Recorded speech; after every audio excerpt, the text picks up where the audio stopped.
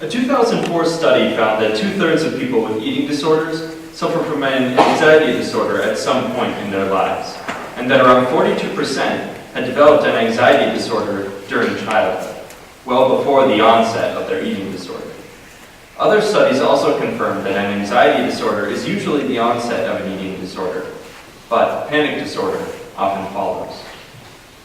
7 years ago, in a suburb outside of downtown Milwaukee, a 15-year-old girl wakes up to her father screaming out her mother's name. She isn't breathing. 911 is called. The girl attempts CPR. An hour later, the mother is proclaimed dead.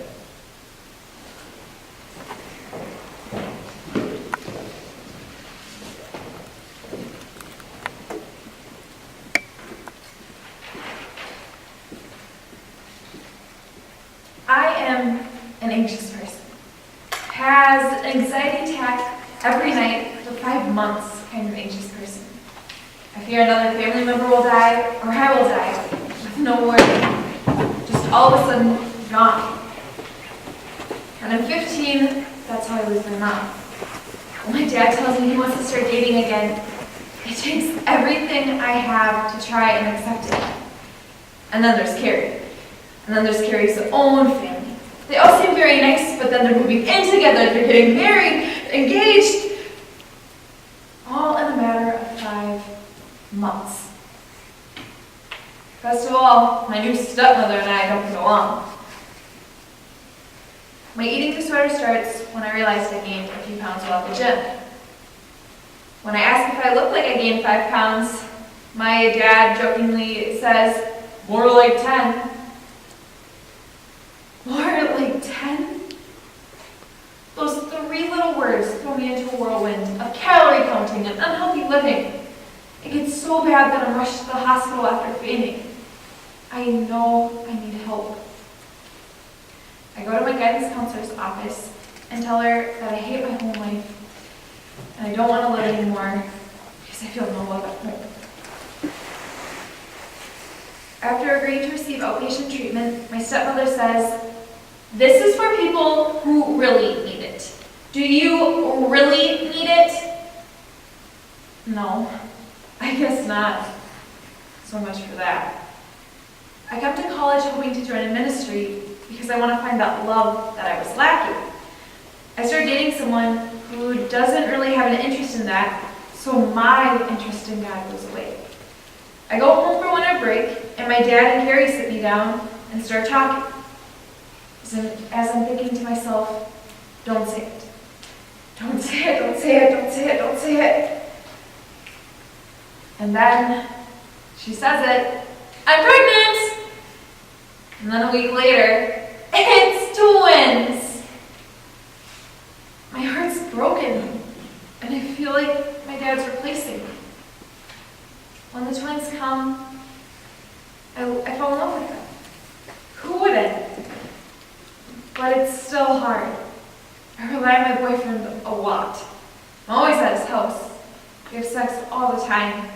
I know it's unhealthy for me, and I can see our relationship start to deteriorate, but I try to hold on to it even harder. I start drinking every other weekend, now more intensely, until September 17th. My boyfriend and I break up. The very next day, my friend asks me to go to InterVarsity's photo retreat. I say yes. I feel like there's nothing holding me back from finding God now. And on September 22nd, during Amazing Grace, I'm saved. I get these holy ghost bumps, and I know something's different. I start pursuing Christ, and I want to understand Him more. But still, I'm so stressed with school, and my body image problems are getting worse and worse. I feel guilty after eating anything. I'm trapped inside my own body. I am disgusting.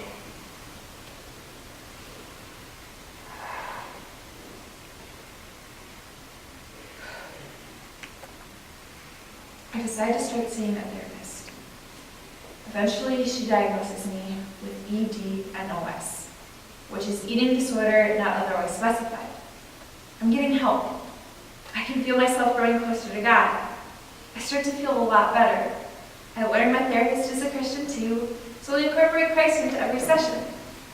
The following months were full of bad days, but there were more good days. Until I have the worst day I've had in months. I seek comfort from a friend who knows my situation, and he tells me, "You just need to give your heart to Jesus." Well, I thought I already did that. Does that mean I don't have a relationship with God anymore? I leave, furiously walking down the street. "God, I can't do this anymore! Please, just take this away from me! I completely trust in you, please! Please just take this away."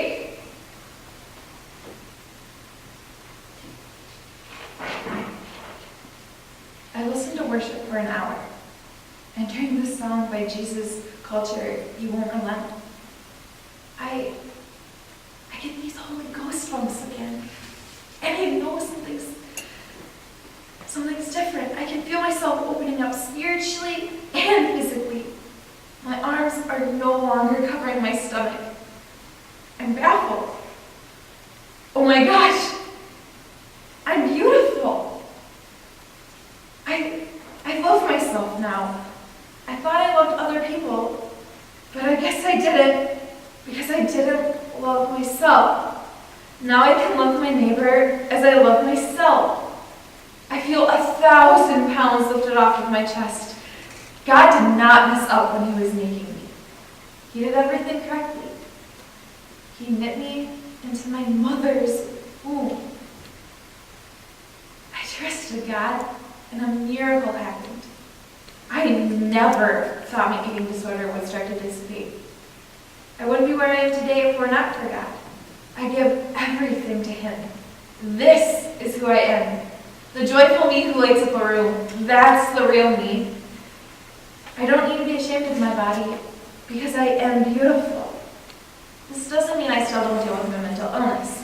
I deal with my eating disorder and panic disorder, but however, neither were as bad as they had been before. Why? Because I have God as an advocate for me. Is anxiety fully gone? No. Is it better? 1,000,000,000,000 times better. As I grow deeper into my faith, the freer I feel. I feel that 10,000 pounds have been lifted off of my chest since I gave my life to Christ. And no, when you become a Christian, your life doesn't become perfect. But it does get better. I would much prefer having Jesus in my life than feeling that emptiness in my heart again. That hole in my heart has finally been filled with God. I never knew what I could put into that hole, but I now know that there is nothing else in this world that can satisfy me like God. What I use to cope with mental illness is God. He's the greatest comfort I have ever found. And I know for a fact that he can and will be that for you too.